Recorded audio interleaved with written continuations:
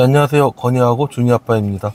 요번에 만드는 동영상은 덧방 관련된 얘기인데요.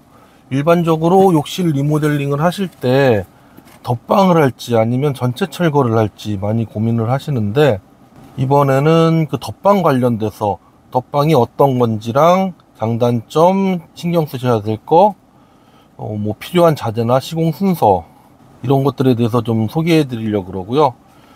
우선은 덧방이 뭐냐부터 설명을 드릴게요. 덧방은 존재하고 있는 욕실, 타일이 다 붙어 있는 욕실에서 안에 있는 천정이라든지 구성품들만 다 제거하고, 저희가 기본 철거라고 보통은 표현을 하는데요. 철거를 하고 거기다가 타일 위에 타일을 덧붙여서 리모델링 하는 거를 덧방 시공이라고 합니다. 덧방 시공하고 전체 철거는 장단점이 많이 나뉘는데, 일단 덧방 시공의 장점은 가격이 저렴해요. 그리고 시공 기간이 짧아요.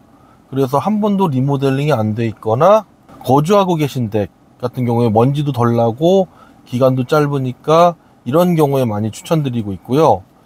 단점은, 일단 외관상으로 보이는 단점은 마감이 좀 덜 예뻐질 수가 있습니다. 근데 요거는 좀 복불복인 성격이 짙은 게, 문틀의 형상이나 그런 기타 등등에 의해서 깔끔하게 마감이 될 수도 있고요. 마감이 좀 안 예쁘게 될 수도 있고요. 지저분하게 될 수도 있습니다. 그리고 두 번째는 욕실 문이 내측으로 열리는데, 욕실 문을 열 때마다 슬리퍼가 걸릴 수가 있어요. 그리고 기존 욕실에 누수가 없어야 됩니다.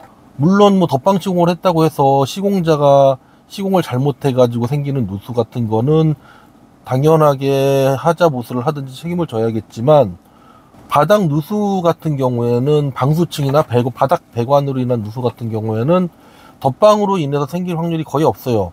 어차피 바닥에다가 타일만 까는 거고, 두드리는 것도 고무망치로 두드리거나 손으로 텅텅 두드리는 거니까, 그거로 인해서 크랙이 생겼다면은 사람은 들어가지도 말아야죠.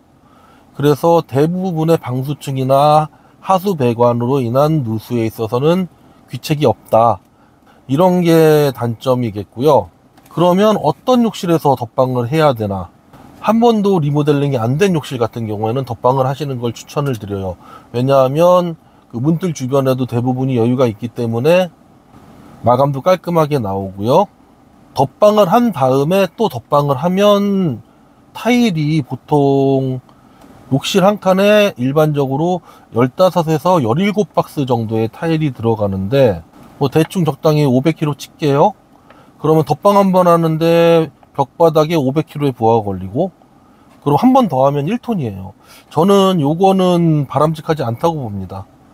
왜냐하면 타일 같은 경우에 저희가 덧방을 할 때 잘 붙어 있나 확인을 하지만, 그거는 감각적인 거고, 실제로 뭐 달려붙어가지고 푸시풀 게이지 같은 걸로 당겨본 것도 아니기 때문에, 그것도 한 장 한 장 다 당긴 것도 아니기 때문에, 요거는 경험의 영역이어서 두 번씩이나 덧방하면서 그렇게 부하를 주는 위험성을 가져서는 안 된다고 봐요. 그리고 두 번째로는 기존 벽 타일이 잘 달라붙어 있어야 됩니다. 보통 저희한테 덧방을 하고 싶다라는 의뢰가 오면 하다못해 시공 전날이라도 가가지고 벽을 두들겨서 확인을 해요. 그래서 만약에 빈 공간이 좀 많다든지, 적은 경우에는 반년 이하인 경우에는 웬만하면 저희가 보강해나 감사하는데, 그 이상이 되면 환경 내지는 기술자 자체에 문제가 있을 수도 있다, 불안한 벽이다라고 판단을 해서 덧방을 안 하고 있습니다. 근데 두들기는 것만으로 무조건 알 수 있느냐? 그것도 아니에요. 요거는 조금 드문 경우긴 한데, 그래도 아주 드물지도 않아서, 특히 신축 아파트들 같은 경우에 벽 전체 내지는 일부 벽에 ALC 블럭으로 돌린다든지, 아니면 목공벽으로 되어 있는 케이스들이 가끔 있어요.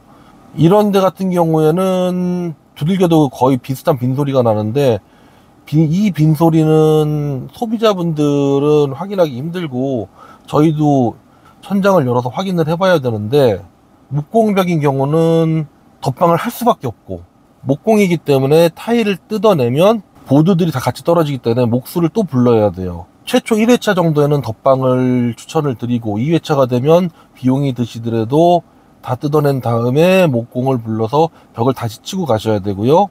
ALC 보드 같은 경우에는 초기 ALC 모드에 기술자들이 적응이 안 된 집들 같은 경우에 물 맞춤을 잘못해서 우수수수 무너지는 집들이 많았고요. 그런 집들 같은 경우에는 뭐 어쩔 수 없이 철거를 하고 진행을 해야 되고, 나중에 거기에 물 맞춤에 익숙해진 경우에 제대로 붙어 있으면 덧방을 하면 됩니다. 여기까지가 덧방의 의미랑 장단점, 어떤 집에 덧방을 해야 되는지 설명을 드렸고요.